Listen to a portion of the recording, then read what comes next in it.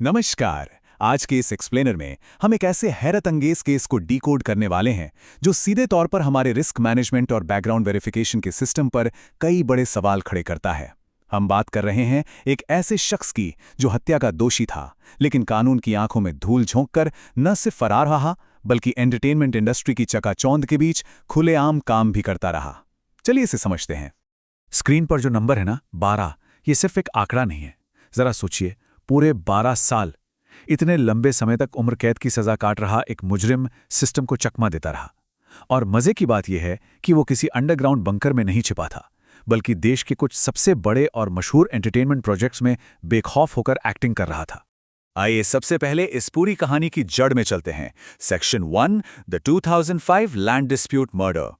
इस केस की टाइमलाइन पर अगर हम नजर डालें तो ये दशकों लंबी एक क्रोनोलॉजी है। कहानी शुरू होती है जून 2005 के एक हिंसक टकराव से, फिर अगस्त 2008 में उसे उम्र कैद की सजा सुनाई जाती है। इसके बाद आता है जुलाई 2014 का वो टर्निंग पॉइंट जब उसे 30 दिन की पैरोल मिलती है, और आखिरकार कई सालों की फरारी के बाद मई 2026 में उसकी गिरफ्तारी होती है। 2005 में आखिर हुआ क्या था? 15 जून की रात अहमदाबाद के नरोड़ा इलाके में आज़ाद चौक के पास एक जमीन का विवाद चल रहा था। दो गुटों के बीच ये लड़ाई इतनी ज्यादा हिंसक हो गई कि इसमें नरेंद्र कामले नाम के एक व्यक्ति की जान चली गई। ये कोई मामूली झगड़ा नहीं था। अब जरा उन कानूनी धाराओं पर नजर डालते हैं जो इस केस में लगाई गईं। Section 2, breaking down the legal charges. अगर हम इस चार्जशीट को देखें तो ये साफ हो जाता है कि यह घटना कोई अचानक हुआ हादसा नहीं थी। इसमें इंडियन पीनल कोड की धारा 302 यानी हत्या और 324 यानी खतरनाक हथियारों से चोट पहुंचाने के चार्ज तो हैं ही, लेकिन साथ ही 147, 148 और 149 जैसी दंगा करने और गैर कानूनी रूप से इकट्ठा होने की धाराएं और 120B के तहत क्रिमिनल कॉन्स्पिरेसी यानी आपराधिक साजिश का भी मामला दर्ज था। इसके ऊपर से बॉम्बे पुलिस एक्ट की धारा 135(1) भी लगाई गई। कानूनी नजरिए से ये एक पूरी तरह से संगठित और बेहद गंभीर अपराध था। तो फिर ऐसे संगीन जुर्म का दोषी बाहर कैसे आ गया? Section 3, the 2014 parole and escape. 2014 में प्रशासनिक स्तर पर एक बहुत बड़ी चूक हुई। 53 साल का ये शख्स मेहसाना जेल में अपनी उम्र कैद की सजा काट रहा था। उसी दौरान गुजरात हाईकोर्ट ने उसे 30 दिन की पैरोल दे दी। अब होना तो ये चाहिए था कि पैरोल खत्म होते ही वो वापस जेल लौटता, लेकिन वो नहीं आया और उसे ऑफिशियली पैरोल एब्सकॉन्डर यानी पैरोल से फरार घोषित कर दिया गया। अब आती है इस एक्सप्लेनर की सबसे हैरान करने वाली कड़ी, सेक्शन 4, अ फ्यूजिटिव इन बॉलीवुड। अब इन दो नामों को देखिए। एक तरफ है हेमंत वैष्णव, जो पैरोल से भागा हुआ उम्र कैद का मुजरिम है, और दूसरी तरफ है हेमंत मोदी, जो एक बॉलीवुड एक्टर और थिएटर परफॉर्मर है। असल में ये दोनों एक ही इंसान है।